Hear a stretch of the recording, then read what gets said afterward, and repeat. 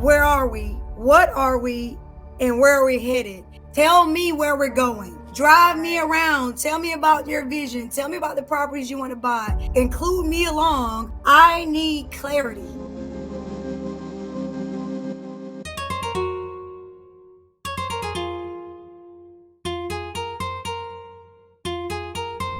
Well, welcome everyone to another episode of the Purpose and Powerful podcast. Tonight we're talking about dating in the church. I'm your co-host, Erica Lester, and with me I have my wonderful co-host, the real Jurbil Wilson. How's it going? Excellent. Well, how are you? I'm good. I can barely hear you, Tanya. Awesome. So why date in the church? Well, we did some research in 2022. An organization called Social found that 11% of people meet their marriage partner at church. And of that percentage, 1% of people actually meet their one night stand at church, which I thought was very crazy. But hey, you got the people in the world, you got the worldly people in the church. It's bound to be a possibility. So we have the lovely Miss Tanya McDougall here to talk to us about dating in the church, and we're going to ask some questions and take some questions from the audience to get some understanding, clarification, and find out, is meeting someone at church a good idea, and can it work?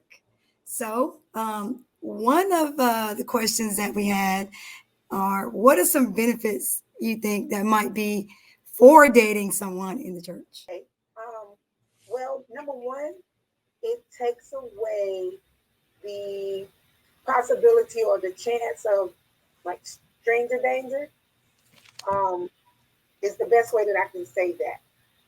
Number two would be another benefit would be basically that you're meeting someone at church that you know is receiving the same teaching, like your faith, basis of your faith and what you believe and how you believe will be similar.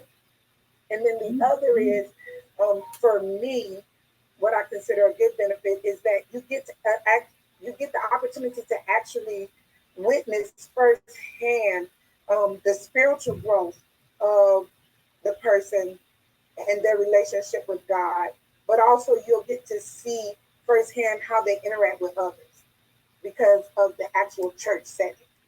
So as I understand it, you have some experience personally with that. Is that how you met your partner when you did date someone? I believe he was in the church and you obviously were in the church. Did you meet in a church setting or outside of that? We did. I was actually part of a recording choir that was preparing to go to tour in Germany, and he was the drummer. And he had been to several of our church services and had inquired about me in reference to wanting to get to know me better. I actually met that person by introduction through my pastor. And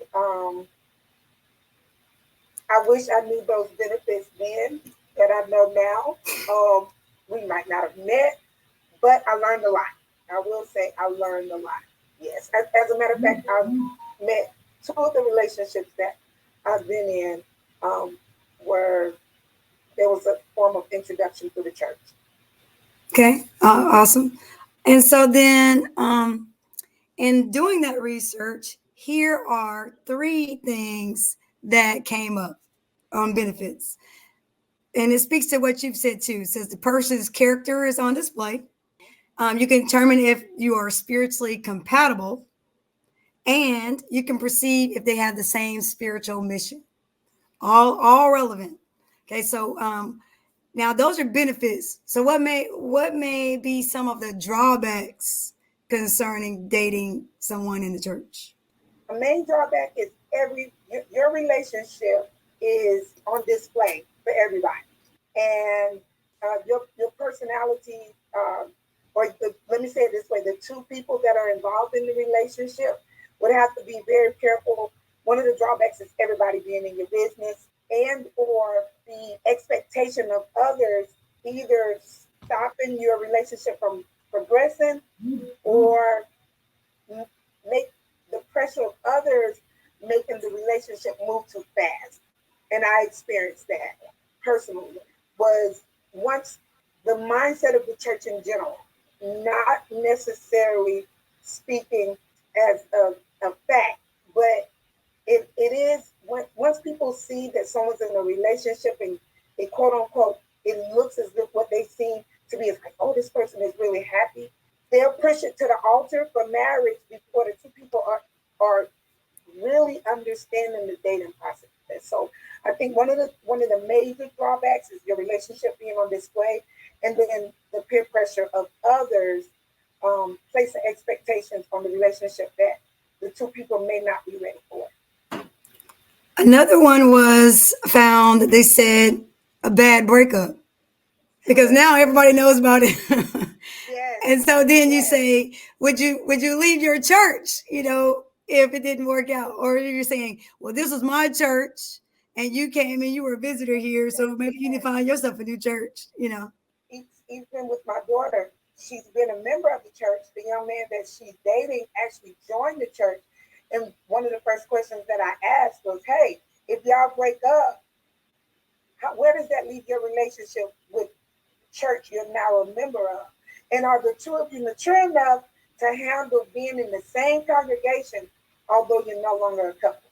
Wow, that's excellent. Jurbil, what you have for us? I know you definitely got some great questions to ask. Great, not just questions, but comments, and thank you for sharing that. But it's kind of like dating somebody at a job, but except it's every week, or it could be in the ministries, and let's just say that the relationship doesn't work. But I mean, in churches and even in life, in the streets, there's a shortage of men based on statistics. So that means that there is another woman or women praying and maybe excited that relationship didn't work out. How do you feel going to church, saying the person you were dating last Easter, and now with a new Easter bunny, and you're there, and you're not, and you may be serving them communion or something, and you see that? How would you feel about it? Where I was then, I wasn't able to handle it. I think my feelings would more so be dependent upon the personal relationship that I have with the person that they're now dating. So if it's someone that I didn't really talk to or have a relationship with, our interaction with each other is basically dealing with church, or I may see you every now and then in Walmart or at the movies.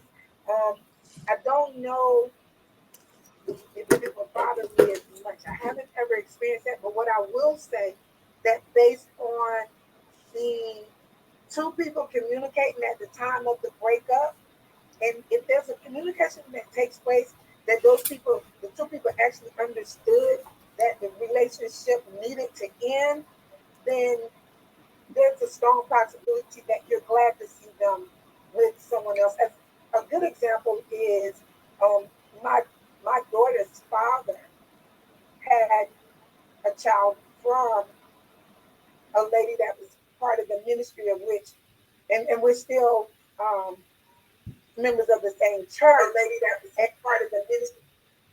The very first time I saw them together, it was like, ugh, kind of like a hit in the stomach. But I had to acknowledge that I had already made up in my mind. Members of the same church anyway. So I respected the decision that he had made, and today, the three of us are good friends. So I think it just depends on the maturity of the two people at the time. Right, the maturity, but it could be embarrassing. I would say I mention this, and then you got to think about it, Eric. Huh? You said? Oh, I was thinking that was my response. I was just saying, did you have anything else to add to the question? Oh, well, definitely. I wanted to just say, and thank you for sharing that. It's also a different level, ladies and gentlemen, watching that. I said, if there's a leader in the church, let's say you're dating Pastor Leader Bobby, and Pastor Leader Bobby I mean, it's a lot of women who may want Pastor Leader Bobby, but for one reason, he's saying that the two of you are together. So you date this guy or this leader, and it doesn't work out. I've seen situations where the Pastor Leader Bobby may say, let's just keep this between us because of my leadership position. We don't want to tell everyone quite yet, which now you're in a situation where nobody knows. And if something happens that could hurt you, who do you go to? Do you stay in the church? Do you go to the other leadership? And I'll just say that usually it doesn't happen like this with men, but when I was really looking for God, full transparency, I started wanting to date women who were really into the church. And I really thought that that was going to help me escape. But unfortunately, I found that they were still human. They still had needs and all of that. And now I'm looking, I'm just out of Bible stuck in my mouth and looking like a little kid. And it was no one I could run to. I did go to the pastors. And it just imagine a man going to the pastors and saying, you can't play. It just looked it was really embarrassing. And I stepped away from the church for about 5 years. I didn't go back to that church. Yes, because then I believed that it was nowhere to go, that all women were bad no matter where they are. And that just kind of messed me up. So I think that I know for a woman, it's got to be even worse. But what do you do when the leader is the person and something doesn't go right? Where do you turn, or do you leave the church, or how would you go? So we're talking beyond being mature. We're talking about seeing somebody in a high place that you caught feelings for, and now have you seen or experienced that? And I'm asking for me, but I'm also asking for women that I know have experienced this. And usually with these certain leaders, they've had multiple women, so they're not dating; they're playing these women in the church based off their authority, using the name of Jesus to get more leverage, and then the women are embarrassed.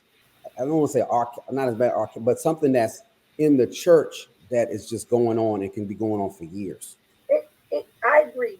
I also think in situations like what you just mentioned, that one of the disadvantages, especially with being the pastor and or a leader in the church, is that everything, if that leader or pastor is not careful, I believe sometimes, and it's just a personal opinion, I believe sometimes that they allow their personal lives to become public too soon.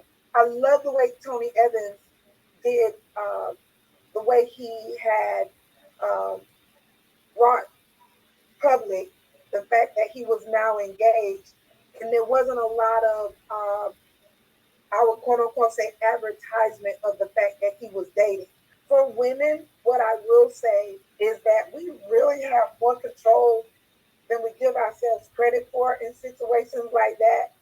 Because first thing I'm gonna do is try to protect myself from the embarrassment or shame of it ending.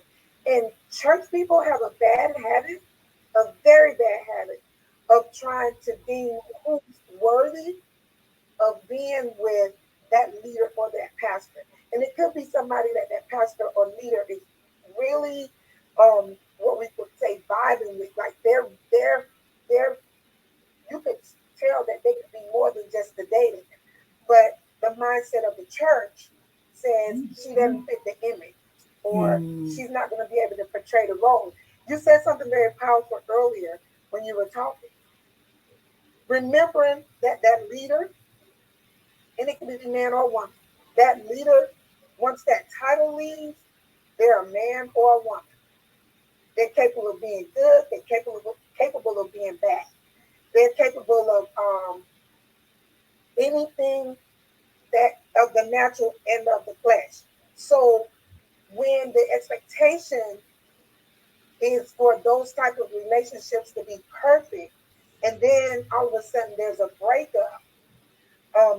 If someone was to come and ask me, and and you see the level of pain or hurt that they're actually going through, I would say, hey, I advise you to find a new ministry.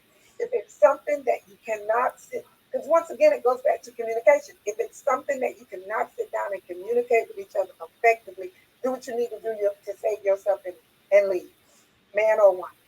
Or even if you don't, thank you, Tanya, even if you don't leave for good, maybe take a sabbatical and go somewhere else. Take a sabbatical, yes, yes. Because one thing about people, out of sight, out of mind, you go for a little bit, they'll forget about it because it's not always in their face. Oh, I Right, wonder if she feeling right, it because girl, you right. could get somebody for It's too much. that kind of stuff. Yeah.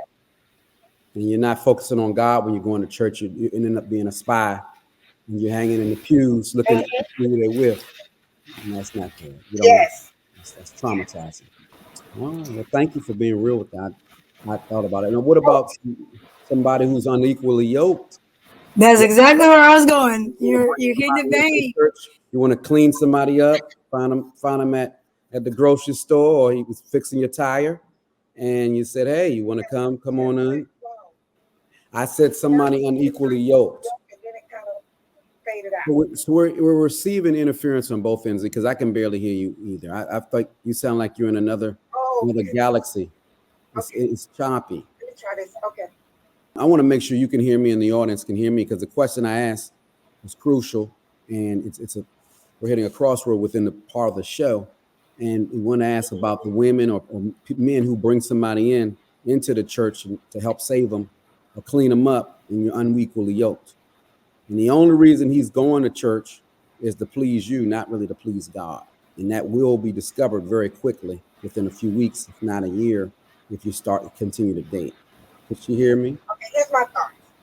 Oh, okay. Okay, I do. I have thoughts. The first would be, and if I understood you correctly, the person is coming to church.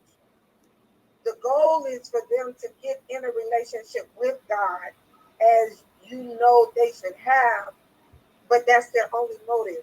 That's their only agenda is I'm coming to church because we're in this relationship.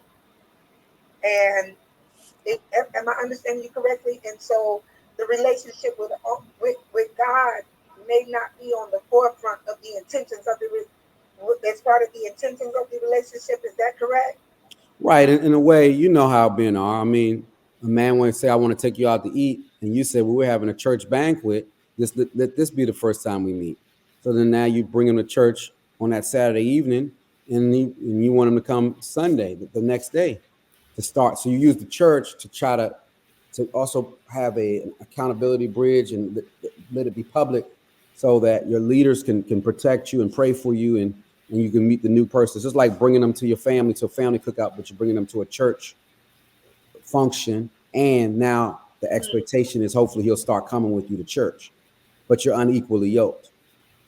He Okay. doesn't have a church home. He really doesn't go to church. He hasn't been in a while. He goes when I guess, on certain times. But you would be the person or the true reason he's going. It's not because he found God and all of a sudden he's been led. Okay. So I have a rule, Okay. and I don't allow. I'm very protective about how soon someone that I'm in a relationship with comes to my house. And because I consider my church family, I'm very careful about allowing church settings to be considered a date. Mm. I'll tell you about it, and you may have the option. You can choose whether you will come or not. But it goes back to what you said. It's like once you bring that relationship, or better word would be friendship, to the forefront Mhm. of your leaders and the people that are in the church that are more than likely going to be very protective of you and your well-being. They may be placing caution too soon. So I just don't allow church to be what we would consider a date.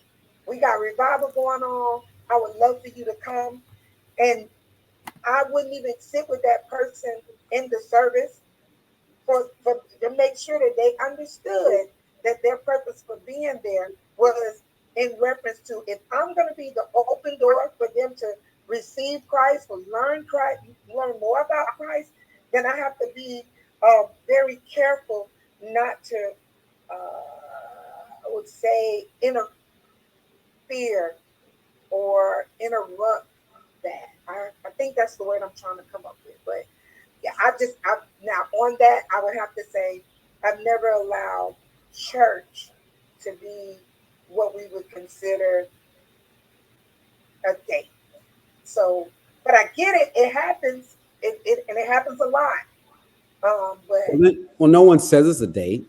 Just like you could be with somebody for 3 or 4 months, and you're always hanging around. Nobody says you quote unquote go together, but the expectations and how that looks, the appearance of. That's why you pose an interesting point, Tanya, by saying that you would have this person come to church. You invited them, but you're not sitting with them. You've created a separation. But if you're going to do that, and this be real, why don't you invite 3 or 4 other guys and lead them to Christ at the church? Because if that's not someone that you're trying to let them hear God and see God, bring a few. I would. I mean, I'm not even being facetious. I'm just and thinking. that's really good because once again it sets the boundary for if we're going to get to know each other, we're going to get to know each other within both settings, within the church and outside of the church. So yes, because it is like a public event that's taking place at the church, there should not be any harm in the fact that I've invited several other guys to come and be a part of the revival. Now, I think where it comes in question is when there's like banquets and there's like places where quote unquote you're supposed to be like as a couple, and then you invite this person, and that person once again goes back up under the definition that you mentioned. I don't know because I just never really allowed it. I mean, by the time that the guy came to church in our dating process, we had already been talking uh, marriage. I think one of my main drawbacks, that's the word, one of my main drawbacks when it comes to, especially when comes to someone not being um, where you are in your relationship with God, unequally yoked, is the fact that it's just so much pressure from people. Sometimes we don't even realize that pressure is affecting us in our decision of how we're going to handle or be in that relationship. So I might not have answered that. You did in your way. You answered the way you understood it to be asked, and I appreciate that. But here's another thing too, if I may. What Sure. I've also learned through experience is that unequally yoked outside of the spiritual realm is making sure that the person that you're dating, please, women and men that are listening, please make sure you have the same morals, you have similar values, you have a similar quality of life principles, because what I've found and what I've seen firsthand is there's so much uh, connection when it comes to God and the scripture. But um, outside of that, they're two totally opposite people that's always bumping heads. They can get it together when it means coming to church to present that image, but they don't have the same morals. They don't have the same values. And so um, they struggle. They struggle in actually building the foundation because someone told them in whatever setting, whether it was at home, church, friends, family, folks, I don't know. But Hmm. somebody told them that that's all it took. And it takes more than that.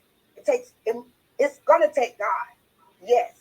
But it's those everyday, what some older people consider like those common sense qualities of life, lessons in life, that if you're not sharing the same thing, there's no way that you can say you're equal if your mindset isn't the same on all of that. What would you think about how long, in your opinion, is? I don't know if you're dating right now, but if you are, how long do you think you should be dating before you decide to get married? And of course, the man is usually supposed to ask, but for you to even accept that type of proposal. I believe that time frame will vary for different relationships. What's very key is that those two people communicate to even in the very beginning to even be on the same understanding that's the potential or possibility, the end result being marriage. I younger, it he would say and do certain things, and I just automatically told myself that was going to be the end result, and marriage was nowhere on his mind. So, but then I met someone who had been married before, and he had already made up in his mind. Listen, I don't want to date long. I want. We got a 3 to 6 month time frame. I'm gonna already know, and this needs to be something that you want to do. And if it doesn't, I don't want to waste your time dating. So I think it just varies. So I do believe that there. And so let me say this: I believe that there's a too soon, but I also believe that it should not take forever. I don't believe that people should be in relationship for years at a time and marriage never is discussed or brought to the table. Well, that's the flip side. I appreciate that, Tanya. We appreciate it. So what's the longest where you say, hey, this is not working. I need to let this go because this person has kept me on layaway too long. And now I'm not able to get Sorry. Say it again. He got you where? on layaway. Listen, you just almost made me run out this office. What you say? I know, right? What she I say? You know. don't lay away for no whole shit. Walmart don't even give you a year. What she That's say? right. What did she say? I She couldn't. said she's not going to be on layaway. Layaway is 3 months. That's 90-day layaway policy. So the term layaway, but it gives perspective because what she said was so key that you need to establish, and do not miss this, whether you're male or female, you need to establish where is the destination. Like, that's great. We boy meets girl, we like each other, I'm attracted to you, I fantasize about you, whatever that case may be. But we need to have a destination already in mind pretty soon. Like, I'm feeling you, you're feeling me. I want to be married. Like, I need to know your path. If you follow me anywhere on social media in our Purpose and Powerful podcast Facebook group, I posted this clip from a podcast event, and what the lady was saying, she could write a whole dissertation on how I feel as a woman, but specifically, she was like, tell me where we're going. Drive me around. Tell me about your vision. Tell me about the properties you want to buy. Include me along. I need clarity in where we're going. And all women do have this innate, where are we? What are we? And where are we headed? Every time, even if she's not asking, even if she's not saying it, she already knows when she's in love with you, and the questions are already right there. So it's just, you're telling me you love me, you telling me you feel like this, and we'll hang in there with you because of our heart hanging already. And so we're looking for that. So love for men, one of my friends said she teaches Sunday school into her kids or whatever. And I think Coach Rose even said this, is love for a man is, I'm feeling you, I'm here, I'm dedicated, but it doesn't have a time limit. It's like, for now, this works. But for us, it's like, we're thinking long term. We're not thinking you're feeling and everything's great for 90 days or 6 months or whatever. So layaway isn't on our mind. Like I said, we're only entrenched because we believe the destination ends in the white picket fence, house and all of that. But we don't know. And so we're there 2 years, 3 years, 4 years. And like, Tanya and I was having this conversation before. It's like, don't misread loyalty. Loyalty for a man is usually what's good for right now until something better comes along. Because if a man wants you, he will say that. If he wants exclusivity, he will say that. He can tell you, a man that can tell you what kind of car he wants, what color he wants, that he takes care of the car, washes it every day, every week. He goes to the gym religiously and all of that. You're trying to tell me with this woman that's in your life and you don't know where you want for the destination? Yeah, So stop playing.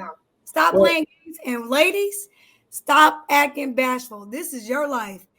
What turned into weeks turns into months. And before you know it, turns into years. Your childbearing years are gone. All the things you wanted to do are gone. And you're looking back with a bunch of regret, and you should have just let him go. So I would say to you, you need to develop your own time limit. Not so much a relationship, but for you to have the conversation about where you want to be headed, what you desire in a relationship, what is your end destination, and what is your timeline, so that he can pick and choose and say, I'm feeling you, but I don't want that. And you can let your heart off the hook by saying, let's just go somewhere else.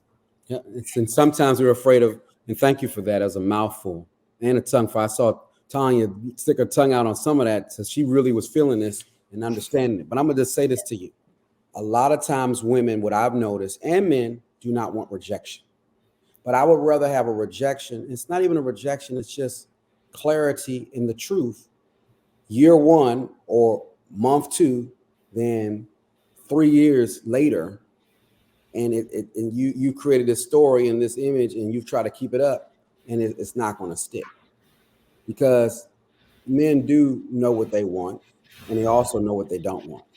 But just because they don't want you doesn't mean they may not want you on that level, or the level you want. So that's also being unequally yoked, because this man could be a great husband to someone, but he can't be a great husband to you because you're not his husband and he doesn't want to be with you. See, so it's kind of what you would say, oh, that person is mean. So I've seen some women, oh my goodness. I mean, I thought I couldn't imagine them talking to anybody. I mean, grouchy. I mean, just, but when they get with the right husband, they're so soft and sweet. And I'm saying, I didn't even know she had in it, because that was the right man for her. And that is who she decided to take that monster, all of that away, and show the beauty of her. But have you seen people like that? Where you see them, men and women, and you say, I couldn't imagine anybody getting with them. But once they get with the right person, they totally change. And I give you a flip. Right. You see somebody who's married to somebody and they were great, and then they lose them, unfortunately. God forbid they lose them in death. And now they just seem shattered and just, they just can't get it together, because that bone is gone. That rib is gone. And so the right person will make you do what you said you never would do, go where you said you never would go, think the way you never would think, and then bring the best out of you, whether you want it or not, because God is in that. And that's why we don't even choose our spouse. God chooses it, because he wants the best for us, not the rest of the crumbs, what we think appears to be something solid, which is not. I've been there. And this is my third. I've been engaged 3 or 4 times, but married twice. So it can happen easily. You could say things, propose, get a ring, but it doesn't guarantee. And especially if God is not in it, you're going to have a lot of rings and a lot of disappointments and a lot of regrets overall. Yes. But I don't want us to gloss over this fact. The reason why in any relationship, and most especially in the church, that you have situations where it ends badly is because sex was involved. And typically women put their heart where their body is. So you, especially if you say, I love you, you exchange that. And then sexually it's hard to disconnect yourself from the love that you say that you have, which makes that breakup that much worse. And so the other part of this is that we don't want to gloss over is the fact that women, stop dragging these men to church. You know who you have. You already know where he stands. So you cannot love him to Jesus before his time. This is not possible, because he's not ready. You cannot make him into the spiritual being that he is not. You know he was worldly when you met him. If that's what you accepted, you're going to have to accept the timeline of when his appointed time comes up to be saved, sanctified, and filled with the Holy Ghost. But don't think because you got him going to church with you, that's somehow going to make that work for you. Because there's countless women in the church that go to church and the husband's at home, the boyfriend's at home or somewhere else, yet you're still with him and you're praying that he gets saved. You're not going to be the voice to help him out, because you needed to stand on principle. If you wanted it to be about God, as Jurbil said last week, we hold a lot of keys. So if you want him to stand up to the master, don't sleep with him, and all will be well. No cookies, no commitment, no cookies. Situations, whether it's in the church or not, that's one of the main factors that causes it. Well, I'll say it this way. That's one of the main factors that stops it from making it to the altar. Those older people, the older generation, they got it right. I just didn't like the way it was said to me. Why is he going to buy the milk when he getting the cow free? So once you place, and here's another thing that I found out from my experience from past relationships, is once I set those boundaries and I did not allow those boundaries to be infraction, I made sure they stayed in place to the best of my ability. It made the guy respect me more because I stood on my ground and said, hey, listen, I done this before. And because of the sexual part of the relationship, he lost focus of the conversation we had initially in reference to there's a possibility we're going to get married. So sometimes women, we give ourselves we give ourselves to a man sexually as part of the way of expression to identify for the man to be able to understand just how much we're really in love with them. And from my past experience, it wasn't required. Either he was going to believe it out of my mouth, and based on how I treated him and respected him and honored him in the relationship, that ain't got nothing to do with sex. Love So that. Thank you for clarifying. yes, thank you so much for bringing that out. That's right. Holding the keys, right? Uh, Yes, Jurbil. yes, You got to hold the keys. That definitely the key So, is it. given the fact, No, it is the key. I mean, it's just that sometimes you hold the key, then you give somebody the key, then you running after them, asking them back, and if you don't give them the key and break down, you give them limited access. You give us limited access because when you give someone too much access yes, before they deserve it, it's hard to get them out. It really is. It's hard to take when you give somebody something. It's hard to yes. take it back. It may hurt you just as much as it hurt them. You Okay, know, that's a good tip. right? Because let's say it's a leader in the church, and you deal with them one way in the church, or she. Then all of us, I mean, you see them in a private setting. Then they in church. You got to call them bishop, this and that, and all that. But you know that's not what you call them after hours on off time. And it's kind of that's when the respect level, the boundaries. And I mean, I'm just saying, I'm just telling you that it got heated with a situation where I ended up getting hurt a little bit and got into my feelings, and I lost respect, and I challenged them when they wanted to leave me alone because I didn't see that happening. They had presented it as if God had spoke to them, and I was new to learning about God and accepting Him. So I felt like they were here to save me and help me and lead me to God. And when they finished with whatever they wanted, then they said God told them to leave me alone. Now this was 2 days prior to them showing me a few other tricks outside of the church. So to me, I didn't really believe in. I lost a lot of faith in God and all of that, and people and women in the church, leaders especially. And again, just imagine you're embarrassed. It's kind of like how you did things on the street, but now it's flipped to you, and it's flipped on you in a boomerang situation in a church when my guards were down. Mm-hmm. Oh, I mean, that went like I was supposed to get married to that person. I gave keys to my car and stuff. They took me to the airport. By the time I got back, I think I had a birthday. 2 days later, they hit me with God said, leave me alone. And wow, yes, I asked for my keys back. I know. Hey, I understand. Hey, And hey, I hey, don't look, blame you know what's messed up? Let me tell you what's messed up. And I don't know, because I think women have done this too. I thought she was going to say, no, that's all right. She said, okay, and just gave me the keys back. Now that made it even worse. I said, dang, you're not going to fight. I said, dang, I've been. So I learned that you can't play with anyone in any atmosphere.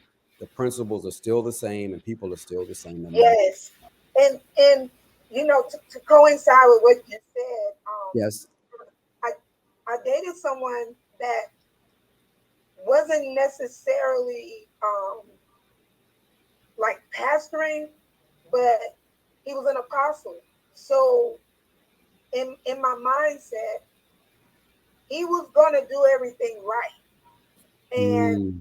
it was so much so we had discussed marriage, we had discussed moving, we had Mm, discussed you know, how life would be in the state he lived in versus how life is here.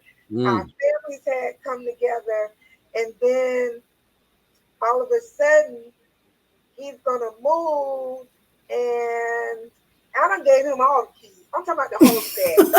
And the cookies, the keys, the milk. I get it. I got it. I hear Yes, you. and then I've all of been a there sudden, too. I've been there too. I'm telling you, it's and you feel yes, and you I'm just like, if, when we finally got a chance to talk, all my thing was when you changed your mind, all you had to do was tell me. The hurt I would have felt then would not have been anything compared to the hurt, embarrassment I'm experiencing this day because people were prepared for that major change to take place in my life. The me that I am impacts a whole community of people, absolutely. and they're preparing themselves for me to no longer be a part. I And get it. man, Mhm. is what I'm gonna say. I see. You got the nerve You said to what? be wrong and never tell me you changed your mind. The only advantage that I had in that situation was he was not a member of my church, but I met him in church. Exactly. Yeah. Well, I It would was one say of those situations when they said, you know, he that findeth and he looking out in the congregation and he saw me. So it fit the scripture based on what the image that he portrayed in my head. That was the reason why he needed to meet me. So I had already went to the to the storybook with the mhm, fairy mhm, tale ending mhm. at the mid fact of the way that it started. I wish in today's society, and especially after you get a certain age, being I'm closer to 60 than 50, I Mm. just need you to just be honest and tell the truth. I just need you to be man enough, or for guys, women enough to say, it's no longer working. I changed my mind. It ain't even nothing wrong with you. But it has to be some form of communication to where people's heart aren't broken. And I think, Jurbil, you said it perfectly when you said it made you lose faith in people of God as well as God. And people don't always understand when they impact your heart with pain like that, the result of, you know, what all it can actually cause. Wow, I love that. So here's a question. We will move forward and wrap up tonight. Um, in singles ministry, and I believe that you've led singles ministry, it's for the single person, but it doesn't really typically embrace the single couple. So you have couples ministry, which is only for married couples, and I think the churches has a vacuum for that space because once you enter in dating, you need the counseling before the marriage, before the engagement, so that you can have someone pray over your union and make sure you're on the right path. That you want God to be your head, and you want to be at the basis working towards him, moving towards him as you move closer to each other after that to keep him at the center, like Jurbil alluded to. Without God, is not going to last anyway. But Right. a dating in the church is not dating in the world. Not if you're saying we've come together for like-minded faith. It's set apart from that. So I think with that regard, we need to stop just having couples ministry for just married people and having Right. singles for just the one person that's independent because technically you're both still single anyway, but there's no special niche that carves it out that says, I want to work with you. You're dating somebody? Are they at church? Are they at church, in church? Let me just tell you, these are some of the things you might want to think about. You're churched and this person's unchurched. So if you decide to marry this person, you can't be stressed out because they don't come to church with you. You were making it acceptable for them not to come to church with you all this time. So don't think because you got married that that's supposed to be a condition of the relationship. You accepted that already. Where I believe, in personal opinion, where the church has failed us is that those two single people that are now in a relationship, we don't give them the the realistic experience that takes place while they're in that dating process. Here's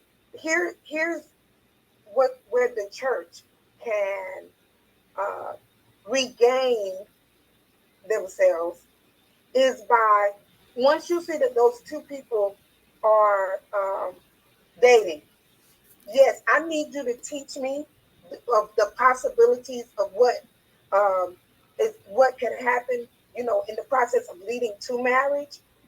But I also need for you to tell me how to handle, and I'm just being real transparent right here. Tell me how to handle. We done been out a couple of times. I'm tired of holding hands. I want to kiss, but I know what kissing does for me. So I don't want him to feel rejected if kissing isn't an option. Because what do I do with that? What do I do when my nature wants to control versus what my mouth is actually saying? What is it that we do when an argument takes place to where we're not falling out and now we're pulling other people into our situation because we're getting advice from everybody but God, because at this moment we're mad and we no longer want God to be a part. So I believe with what you said, and then combined with what the reality of being single and dating, really the real life of it, I believe that the churches that'll also help people decide if they really should be together or not. I love everything that you said. So we conclude yet another powerful episode of the Purpose and Powerful podcast. We look forward to connecting with you. Like, subscribe on all of our social media channels. Next week, Sunday, January 28th, we will be doing a session, Single by Force, and that is talking about the experience of divorce. Both your hosts have been through that club, and so we will share transparency from our lives about that. But thank you again for joining us, and we look to see you soon. Thank you so much. And thank you, Tanya, for your transparency. Enjoy being here. We would love to have you again. I would love to be back. Just let me know. We will. You might one day you might come on and might not even be alone. It might be somebody right there next to you. Ooh. I'm starting something up. I'm starting it up. Huh? I receive it. I speak. He's gonna be right there. That's right. Gonna be a different background too. Stop it. You all right? Church about to make me run out into the congregation. Hey. Receive it, believe it, and now it's coming. Yes, remember, I said it. I said it on the 21st of January. I remember that you said it, and you'll be one of those first 3 invitations that go out too, sir. Mm-hmm. That's right. That's what we do. It's not just a ministry. It's not just about healing. It's about helping people not only find their true authentic self and their best self, so then they can be prepared for that marriage. Yes. This is an intentional show to heal and to also help and combine and get that true relationship with not just God, but their mate. We've both been through divorce, so we know what it's like. We both have played and been played, so we know how that's like. But now it's time to do something different in 2024. All right. Thank you. This is our first official streamline. Boom. It was nice. Appreciate it. Erica, appreciate you. See you soon. And everyone have a great night. You too. Thank you. Have a great night. Thank you.